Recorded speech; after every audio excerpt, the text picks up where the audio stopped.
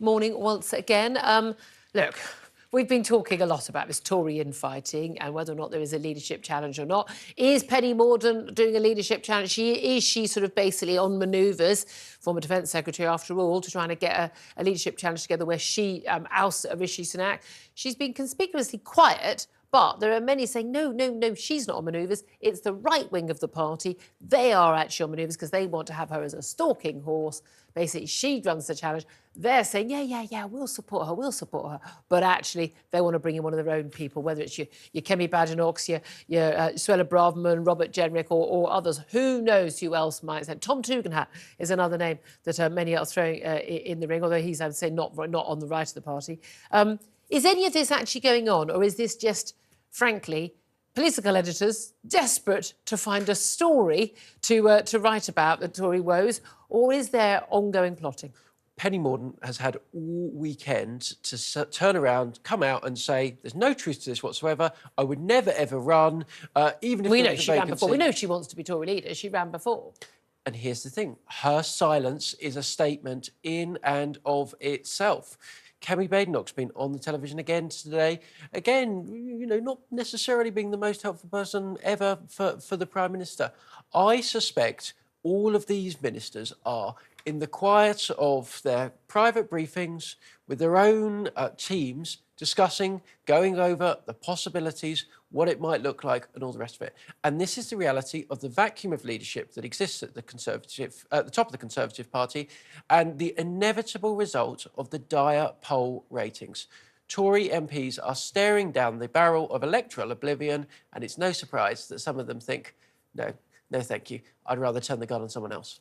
Well, this is the thing, isn't it? Because, you know, we're at a point where a lot of MPs, and even MPs with what they thought were completely safe seats, 20,000 majority, 25,000 majority, no question at all, put a Blu-rays out on the donkey, they're going to win.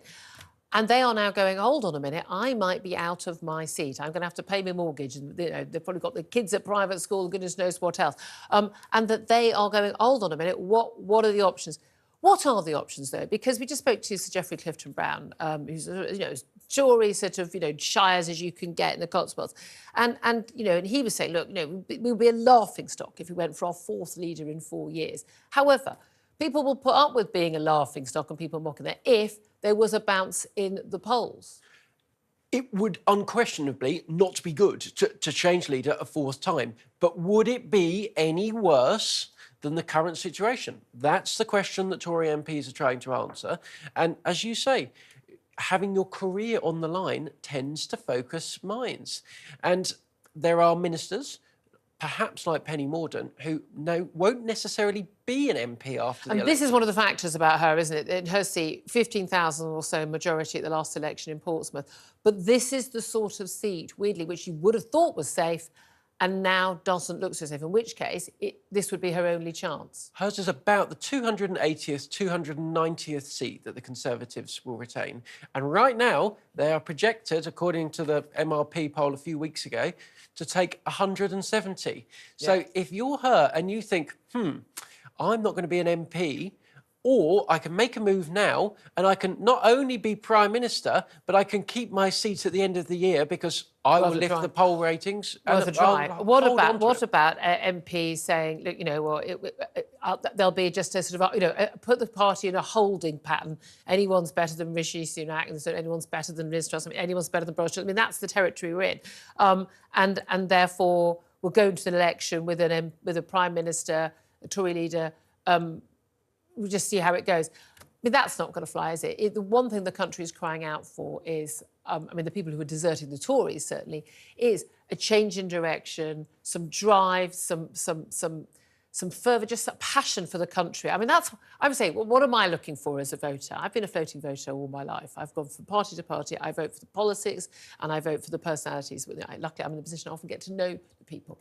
I want somebody who believes in this country, wants to make things better, is not going to be sort of beholden to, I don't know, a party donor or anything, and will actually do what will make life better for most people in this country and will improve the public services, will free up business from red tape. Yeah, that's something the Prime Minister Minister's talking about today, but no one really believes it's going to happen.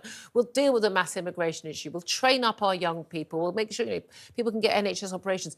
That will involve the sort of drive, the sort of ability to deliver, to inspire, to lead, that I just don't see in anybody. I don't see it in Rishi Sunak. I don't see it in any of the candidates we're talking about. I certainly don't see it in Keir Starmer. Is there anybody who is there who can deliver that and be, frankly, a good enough Prime Minister for what is a great country? And I think that's the key thing. Most British people are sitting there going, this is a great country. We need a great leader.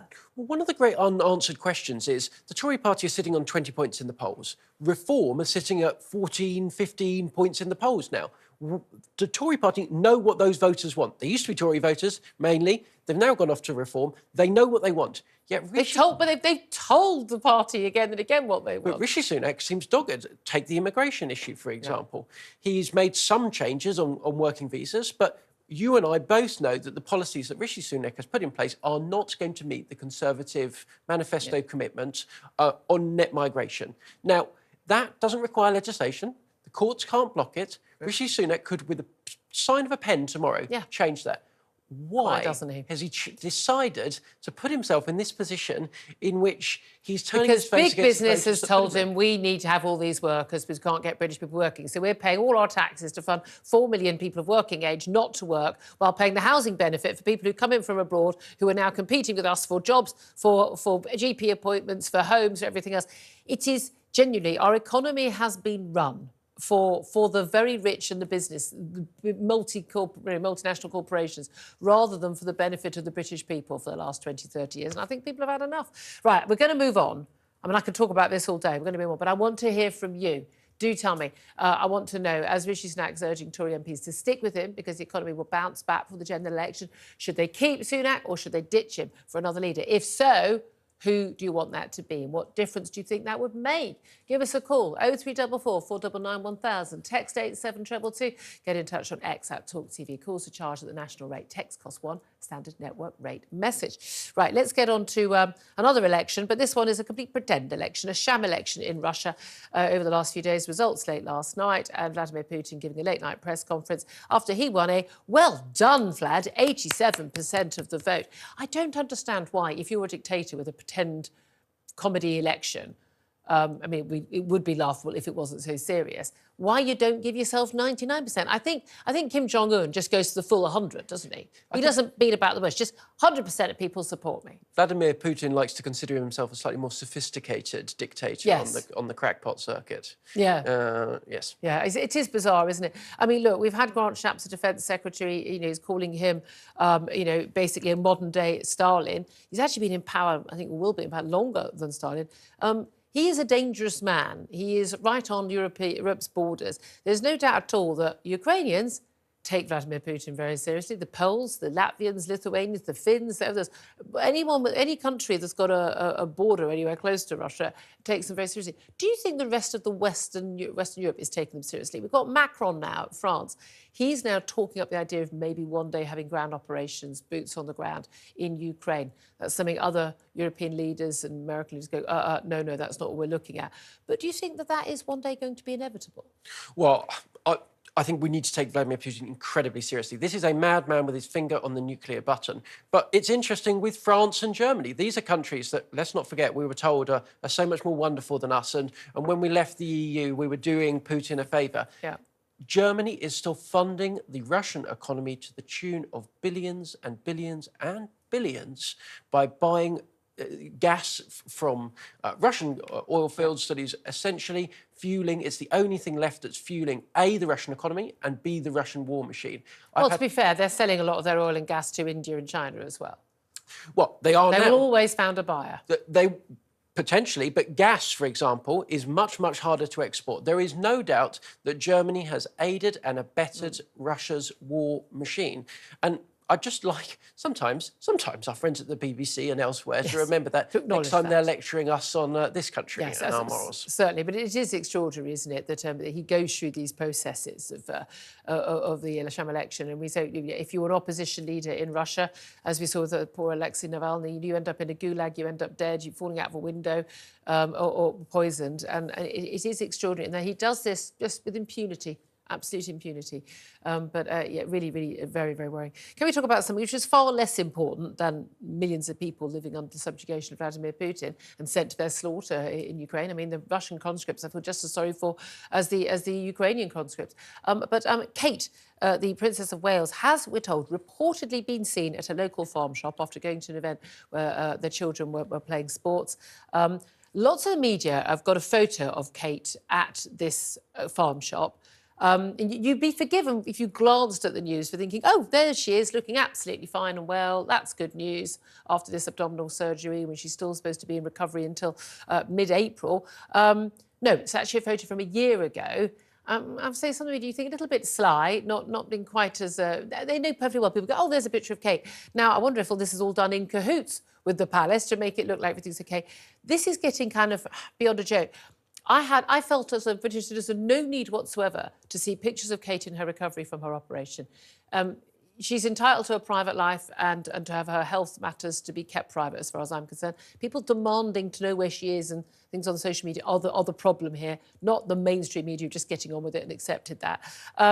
However, when they put out that picture that was doctored, set the cat among the pigeons, it would be very easy right now, if Kate is in good enough nick, for them simply to have a picture, a genuine picture of her at, say, this farm shop. I find it very bizarre there was no one with a phone at this farm shop who could take a picture. Why don't they just do a very quick photo shoot, calm all the lunatic conspiracy theories down, and then she can go back to her recovery? And that makes you wonder why they're not doing that.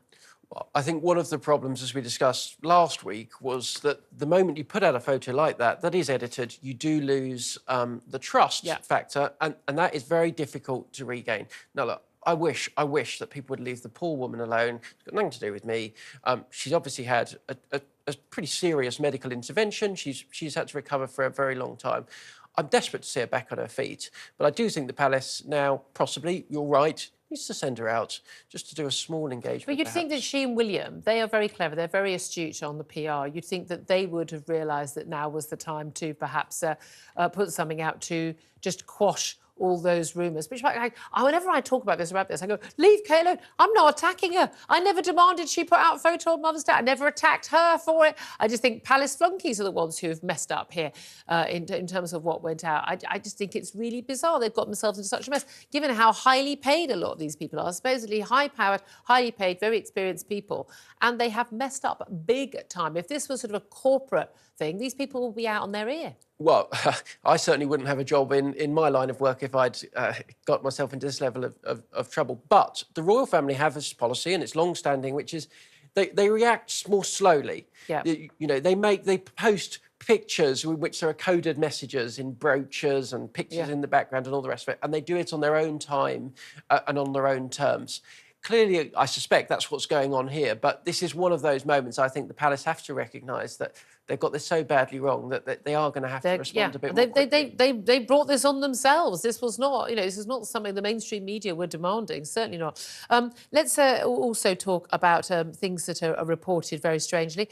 Donald Trump, it has been claimed, if you look online at Donald Trump and the word bloodbath, OK, you'll think, the way it's being reported, and frankly, even some of the newspapers and the media in the UK, who should know an awful lot better, reporting how Donald Trump has warned of a bloodbath if he loses the presidential election in November.